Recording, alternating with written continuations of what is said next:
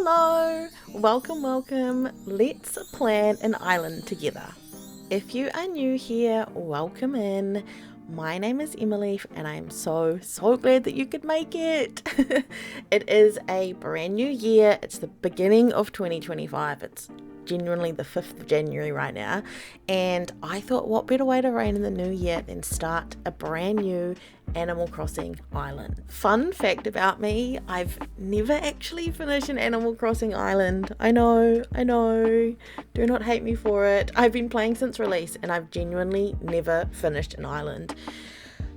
Look, I start them, I love them, I never finish them. I think it's because I get stuck on ideas.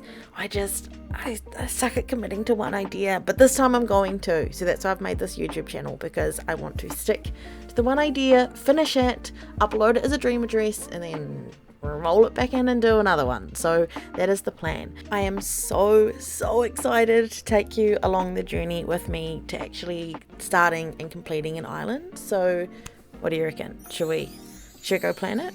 Yeah, all right, let's go. First things first was looking for inspiration, trying to spark creativity, spark inspiration in the brain, and work out what the heck am I gonna do with this island? What theme am I gonna pick?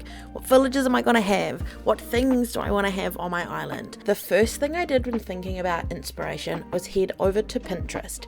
Instagram is really good, but Pinterest is quite good in more of a general sense, because you can chuck in the search bar Animal Crossing New Horizons ideas or inspo, and it'll throw out, as you can see, hundreds and hundreds of inspiration picks. One thing I think that's so difficult, because there are so many different themes you can do on an island. I'll chuck up a few pictures right now of different theme possibilities, but because there's so many themes and ideas, it's really hard to kind of narrow down and pick which one you want to do.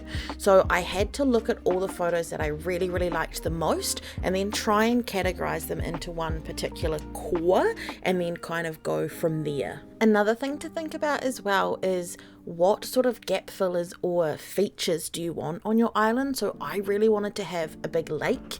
I also really want to have a lot of like little picnic areas, maybe a cute little cozy movie theater. Like, I knew sort of a few key things or elements that I wanted to include on my island, so I took that into account as well when thinking of my theme. Then I chucked all the pictures I liked in a folder and called it a day. I think this is probably my favorite part about Animal Crossing, is picking what villages I want on my island. And my biggest tip to you is pull up a full list of the 413 or however many villages it is, and just scroll down the list with two things in mind. One, does this villager like aesthetically suit the theme that I've chosen? And two, do I personally think that this villager is cute? If yes, keep it. If not, biff it. This is something I would highly recommend for anyone to do, and that is go and tour some dream addresses. Even if you're not planning an Animal Crossing island, I think doing the surprise me option is so much fun. I did the surprise me option with Luna, but if you don't have that option available, you can just go onto YouTube and then chuck in the search bar any theme or core that you'd like: city core, Japan core, elegant core, and there are a bajillion YouTube creators that have toured other people's dream addresses. It's just so nice seeing the ideas and the concepts that you have in your head actually implemented in the game for you to see in real time. I do want to show you some things that I toured, so I'm going to leave you for about 20 seconds, and when I come back we can go through what I've decided on my island. See you soon!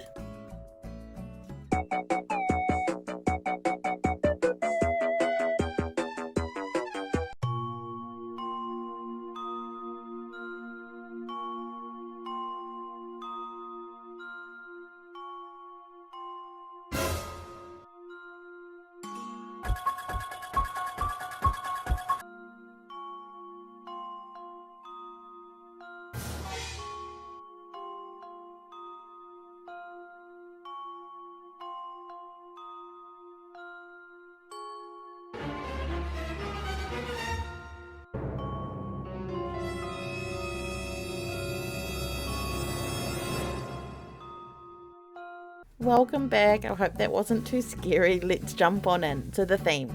Cottagecore Springcore. I had to. I remember back when New Horizons came out and this was like the it theme. I never completed an island with this theme, but I was always so envious of everyone else that did. I also wanted to implement the mix of cottagecore and springcore, just so I had a little bit more of a flexible color palette, so I wasn't stuck with kind of brown, green and cream. With this theme, I also wanted to focus heavily on natural elements, so doing a lot of water terraforming and a lot of flowers. I also wanted cute gap fillers like picnic areas, cozy little coffee nooks, and I also think the lake idea will incorporate really well with this as well. Colour palette wise, I wanted to do the earthy green and browns from cottagecore, but mix it with the yellow, blue and pink pastel colours of springcore. Villages! This is exciting. Okay, so first one is Molly. I simply cannot have an island without Molly. She is my all-time favourite villager ever, and if she is not the most perfect cottagecore springcore villager, I don't know what is. The second villager has to be Miss Maple, the most quintessential cottagecore character in all of Animal Crossing. I think she's so sweet and I've always wanted her on an island, but I've never had her before, so I think she's going to be very cute. Eric is Hundy P, a cottagecore OG. I haven't had him before, but I've had his buddy Bo, so I think it might be Eric's time now. Another staple, Miss Fauna. I think her and Eric will be a really cute pair on the island. I might put them together, and I think she goes really well with cottagecore and springcore. Think like a little deer frolicking in a meadow. Very cute. Next up to maybe controversial, Miss Coco. I adore her. Some people love her, some people hate her.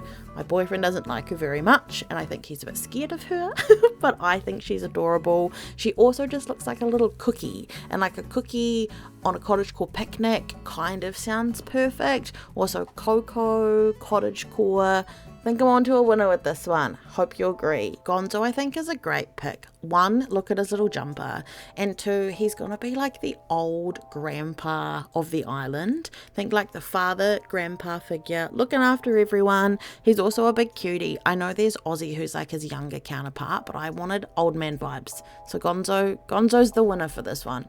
Next up is my girl Sylvana. She kind of goes toe in toe with Molly for me, so I love having them both on the island. For me, they're like little besties. They're also my besties, so Sylvana, she's in. I'm gonna give her a different outfit, but she's in. She's definitely in. I wanted to have a resident dog next, so I've picked Bones.